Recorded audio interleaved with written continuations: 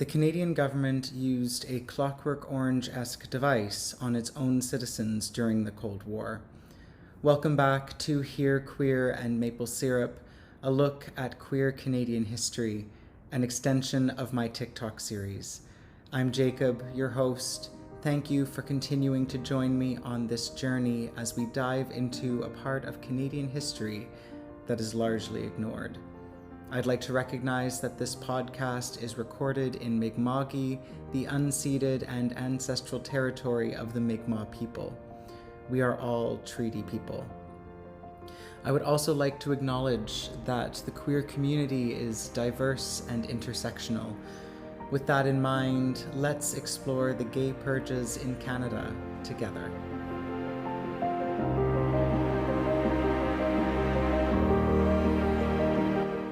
The best description of what has been dubbed the fruit machine is the Clockwork Orange machine minus the eye bits. Imagine a dental chair where your ankles, wrists, and head are all strapped in as you are forced to watch pornography and mundane images, all while the so-called scientists around you determine whether or not you're aroused based on your pulse, your rate of perspiration, and the dilation of your pupils. And because I have never seen Clockwork Orange and someone on TikTok pointed it out to me when I kind of had my first sort of viral video with over 40,000 views, I will specify that this was a detection device, not an aversion device.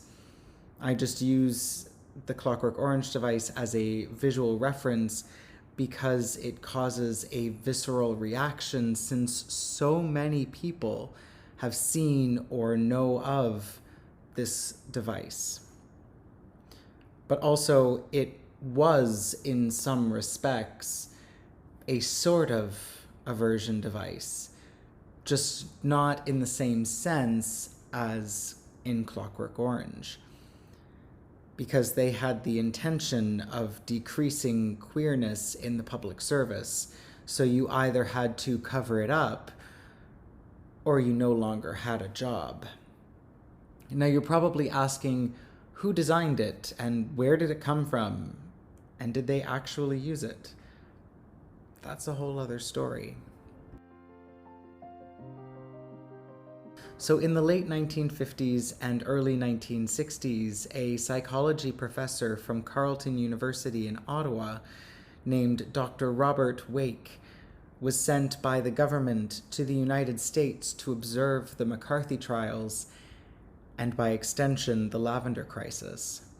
For those who don't know about the McCarthy trials, in essence, the US government was scared of communists, and they got Senator Joseph McCarthy to run a series of very public trials where he questioned people he and others determined must be communists or who must harbor communist sympathies.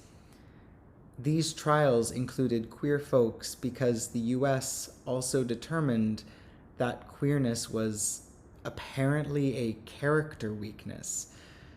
The trials for queer folks were part of the Lavender Crisis.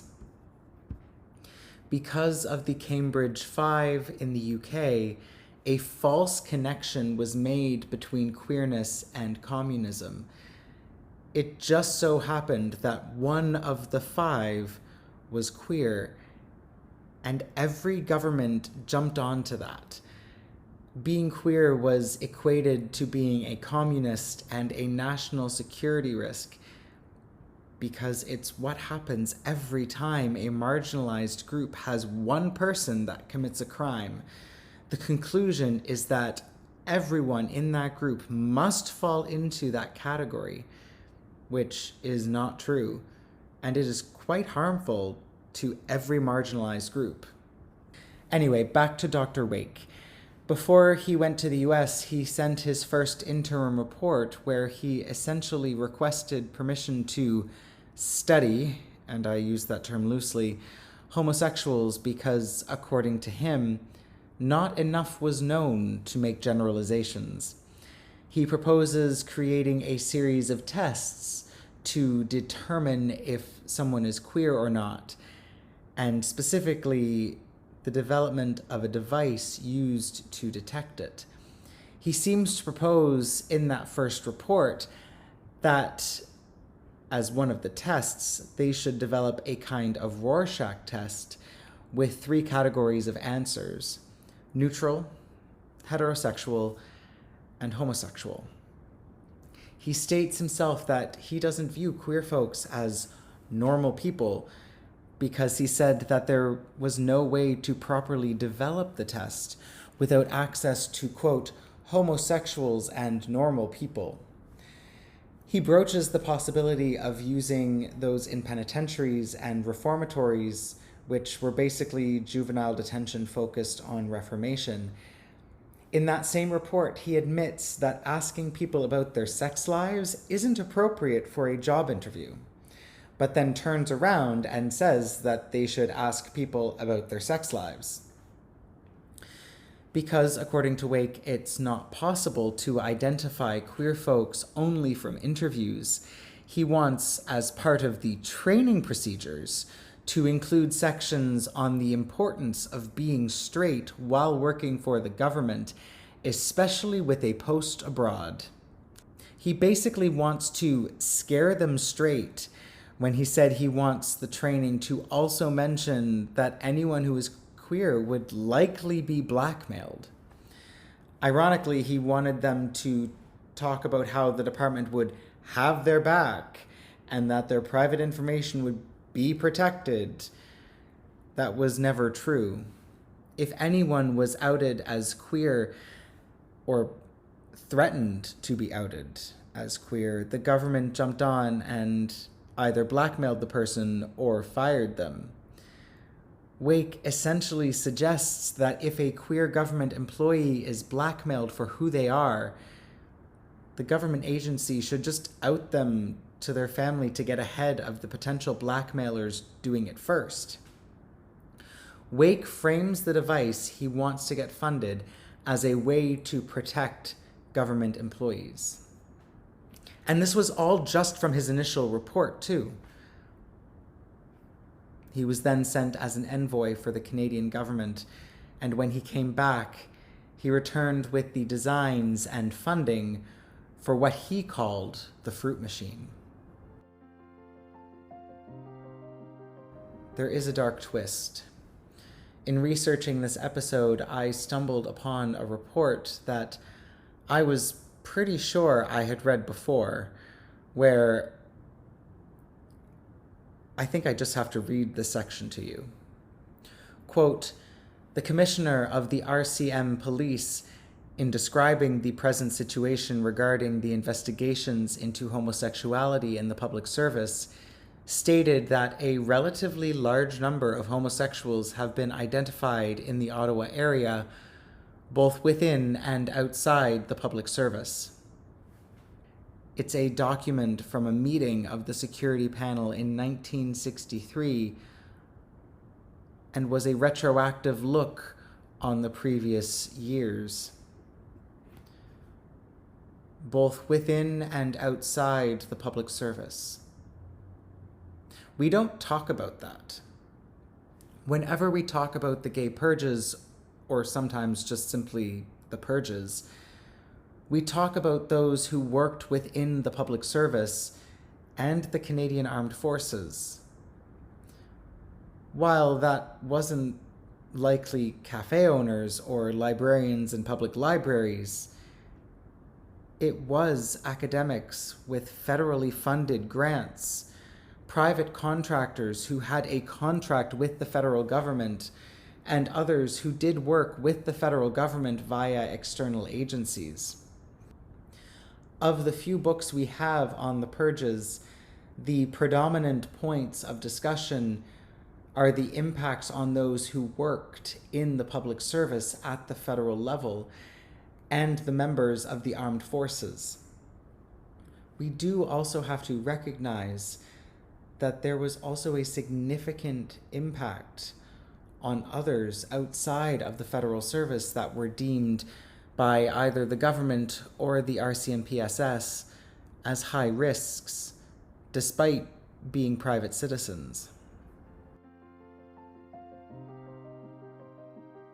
When the Fruit Machine project was approved in 1961, it was by the signature of Prime Minister John Diefenbaker, not some random person in the Department of National Defense or one of the defense chiefs.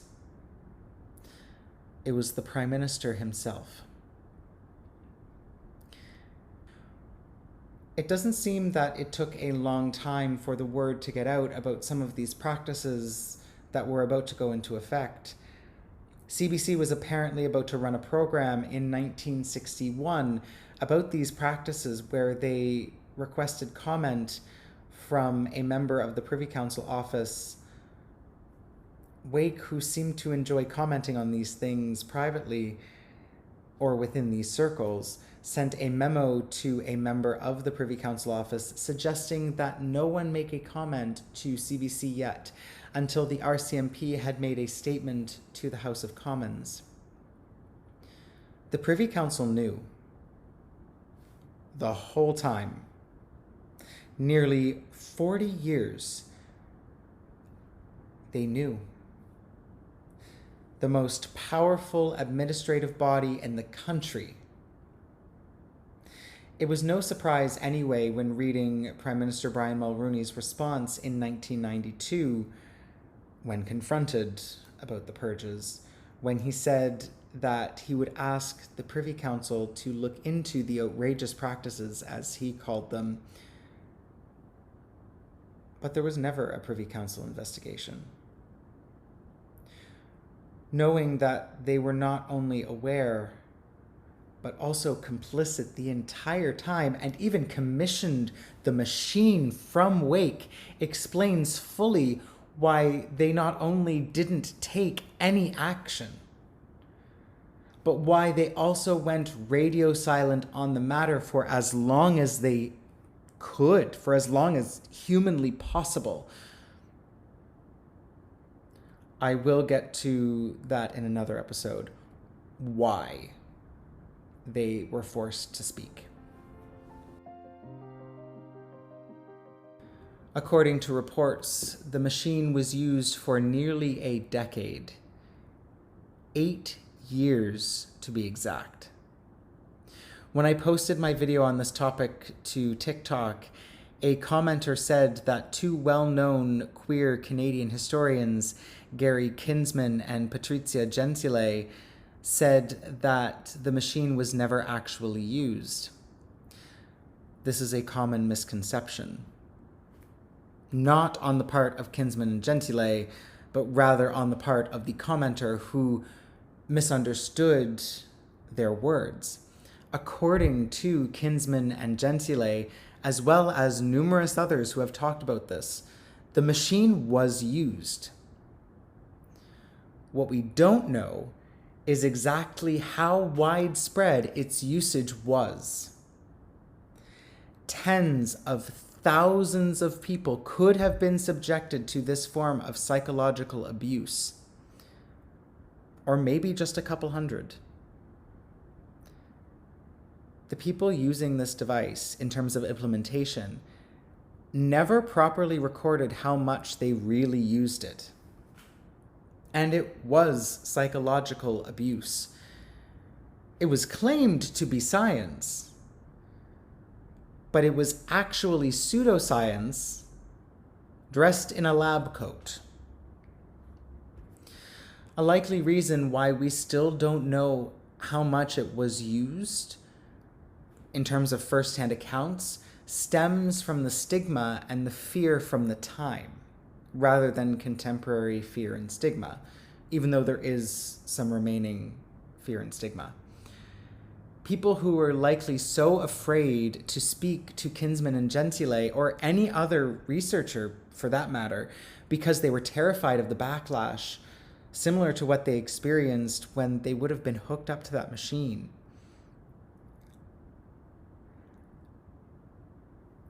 It would have been incredibly traumatic for them. Beyond traumatic.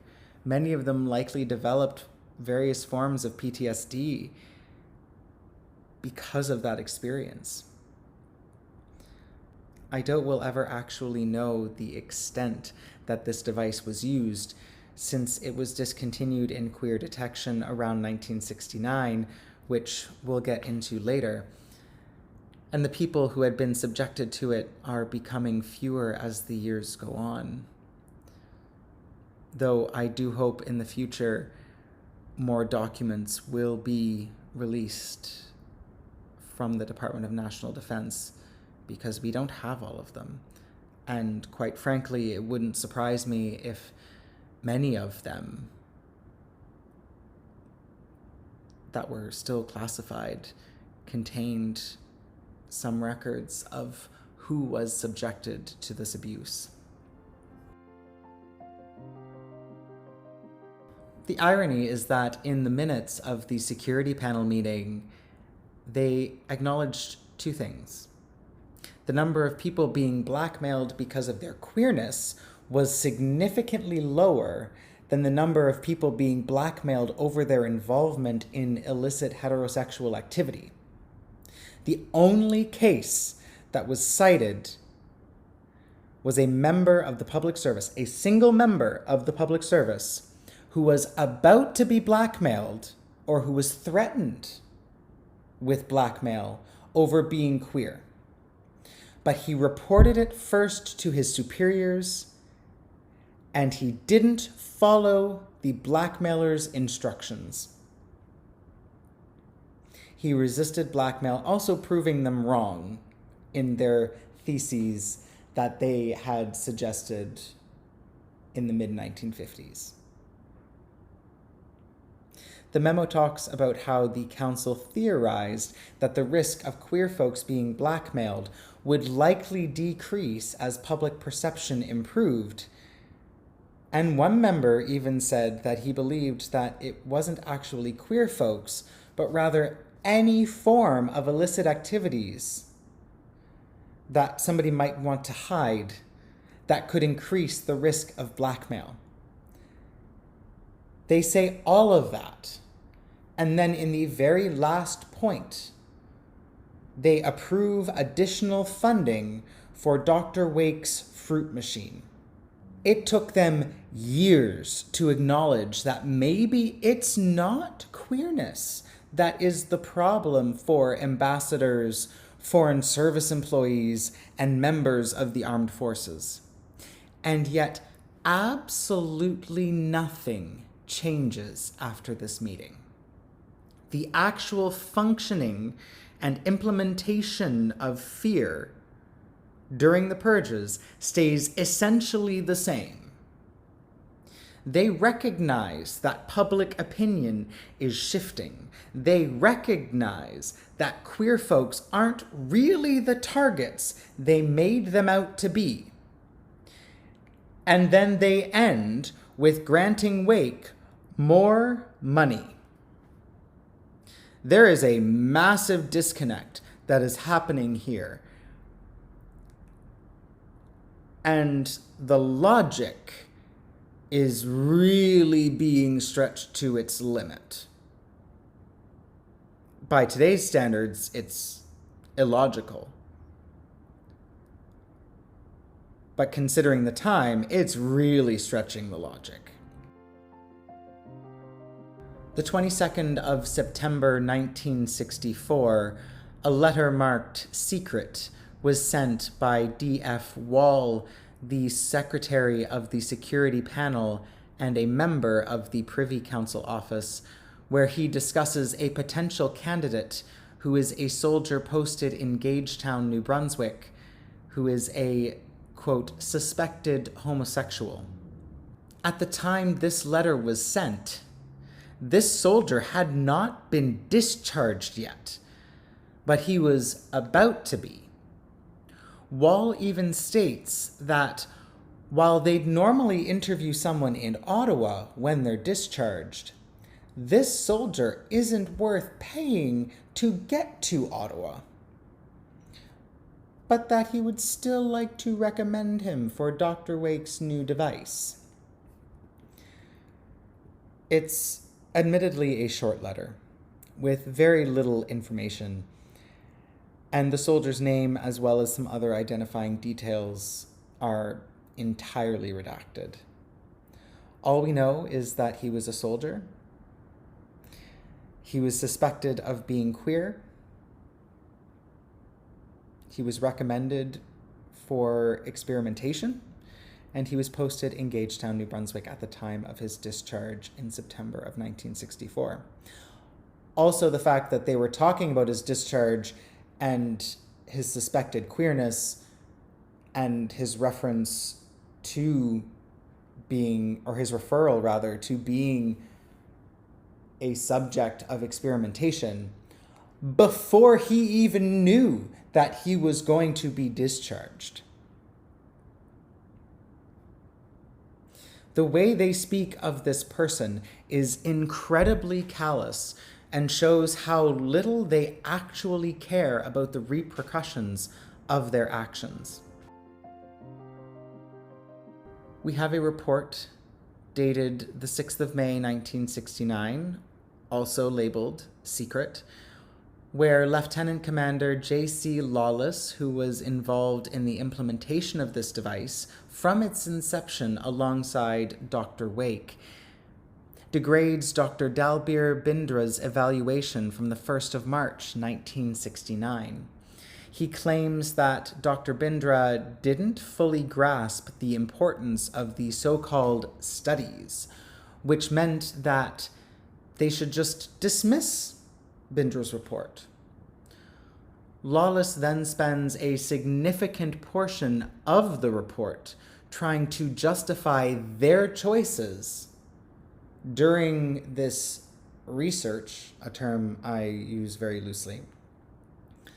The end of the report is probably the most diabolical, despite the positions of some of the Privy Council office members.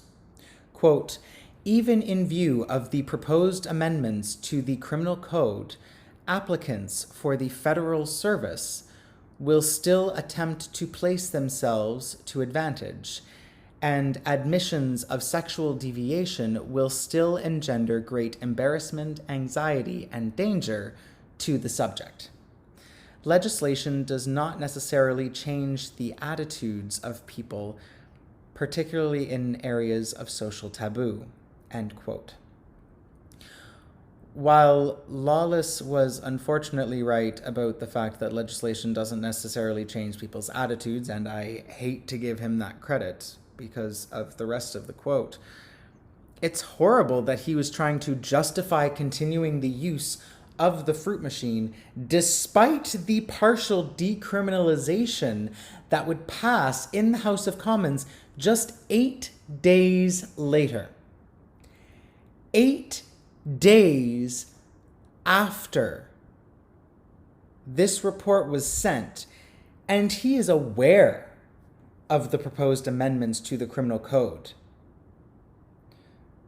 And it was a partial decriminalization, which I will talk about the impact of partial decriminalization on the purges in a later episode. 8 days, though. 8 days.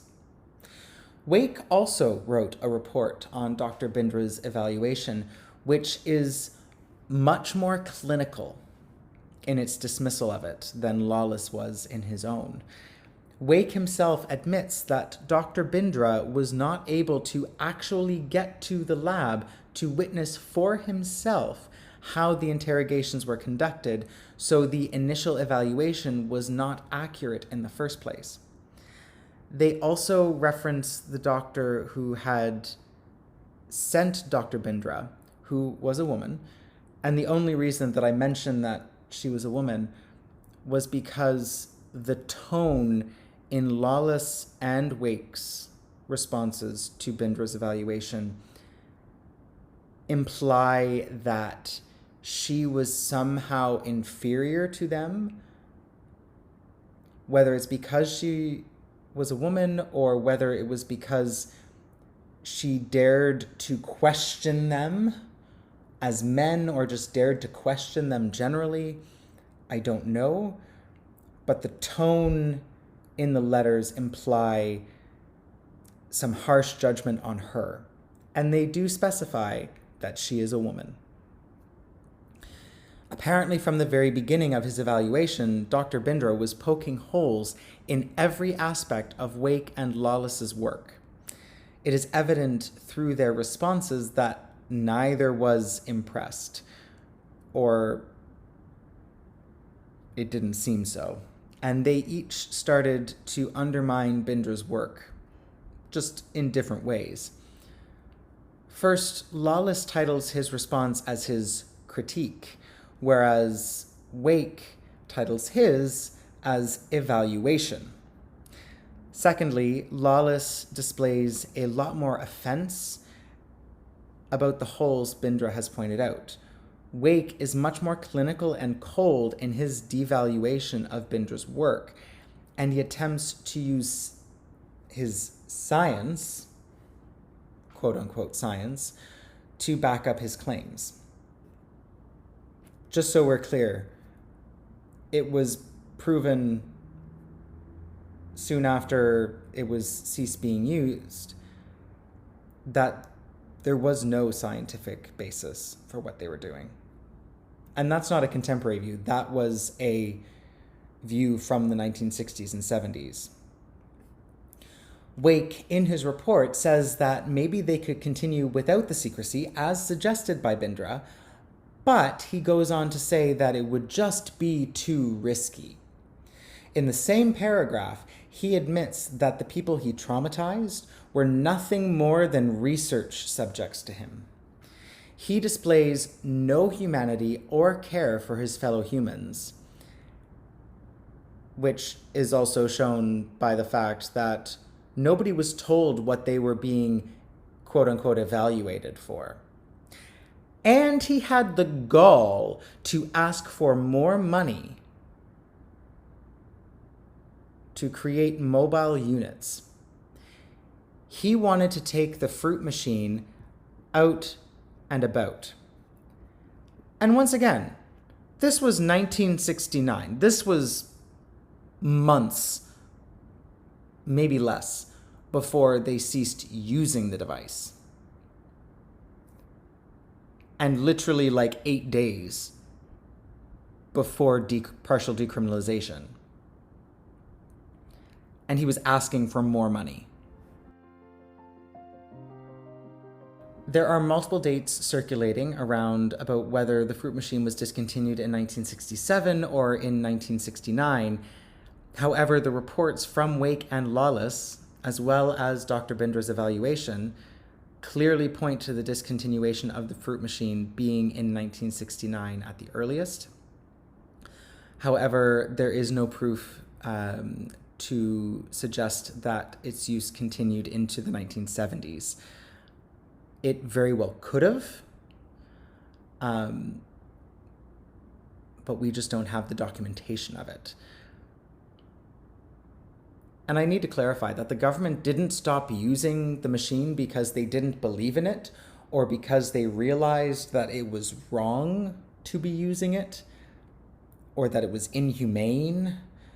No, they stopped using it to identify queer folks because it just became too expensive to maintain. That doesn't mean they stopped using it altogether, though. They just shifted its use and purpose. A few years later, the government started using it in the prison system, and it is still used today. While they were incredibly uncommon, we do have some specific stories from people who endured interrogation, but not necessarily the fruit machine, such as John Watkins, who we will talk about in the next episode. Until then.